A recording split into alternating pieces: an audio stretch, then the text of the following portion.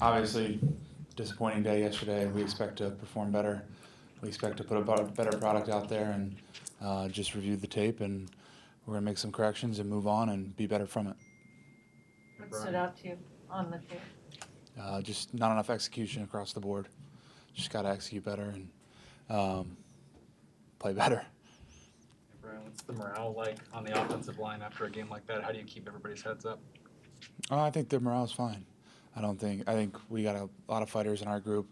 I think guys fully understand what we're capable of, and we understand the task that we were asked to do yesterday. They have a really talented front. Hats off to them. Got a lot of respect for them. But we're going to see more talented fronts this year, and we're going to rise to the occasion and do a better job.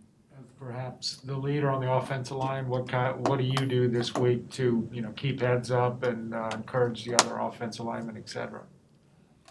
I don't think heads are down, so I don't think it's a huge job to try to keep everybody's morale in a better place. I don't think guys are dragging their heads. There's been games we've lost before. There's been games where our offense hasn't done well before, and we're not just going to change drastically what we do or how we prepare. But we had to address the things that we need to improve on, and which we're in the process of doing right now, and come out ready to fight on Wednesday and Thursday and get better and go do a better job. But I don't think it's a big job for me to make sure everybody's in a great spot. I think we're in a good spot and we're going to be fine. Can you elaborate kind of more on the things that you have to improve and what was not up to snuff yesterday? Execute the plays that are called better, finish blocks better, make more holes in the run game, protect Kirk. I mean, all the responsibilities of being an offensive lineman in this offense, to be honest. Look back at the tape the last couple of weeks, even after a win against Seattle, and you see offense is great the first drive, and then the second half, you guys haven't scored a touchdown the last 3 weeks. What's standing out about what might be attributing to that? I'm not really sure. Once again, for where it comes down to, in terms of my wheelhouse, is execution, right?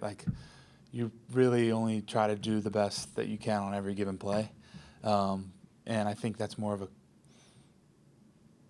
offense as a whole, team as a whole thing that I don't know if I'm necessarily the right person to answer that. I don't know. Just trying to do better, execute better, stay more focused at halftime, maybe understand the looks or how they're playing blocks or talk about little things that you saw. But I think it's just keep plugging away and trying to do a better job. Are you noticing when you talk about staying focused at halftime, is there just a different, guys coming out differently in the second half, you think, or? I don't think so. I think we have a good 12 minutes in there, and it's productive. Coaches do a great job, and it just comes down to us executing better and being better later in games. Brian, it seemed like Cleveland was kind of throwing a lot of twists on you guys, maybe passing situations, third downs. Had they been doing that as much leading up into the game, or is that something that kind of maybe they were doing more so to you guys? They've shown a lot, and they have the guys up front in order to do that. But for us, it's about keeping third downs manageable, right? We can't be in 3rd and 10 all day. No offense in the NFL can be in 3rd and 10 and expect to have a successful day in drop back the whole time. So it's on us to do a better job on 1st and 2nd down and expect that, they're going to heat things up on 3rd down, just like any team will. Were you surprised, though, at how much the offense struggled, considering how well it had played in the games coming in? I wouldn't say surprised, just because I have a lot of respect for the opposing team that we played and the guys that were there, but certainly was not my expectation. We certainly have higher standards for ourselves as an offense and as a team, so got to do a better job. But I wouldn't say you're never surprised by anything that happens in the NFL, but we need to do better. That's obvious. Brian, yesterday, Mike Zimmer made a point right after the game to say, this is a good team. I've been coaching 27 years. I know a good team when I see it.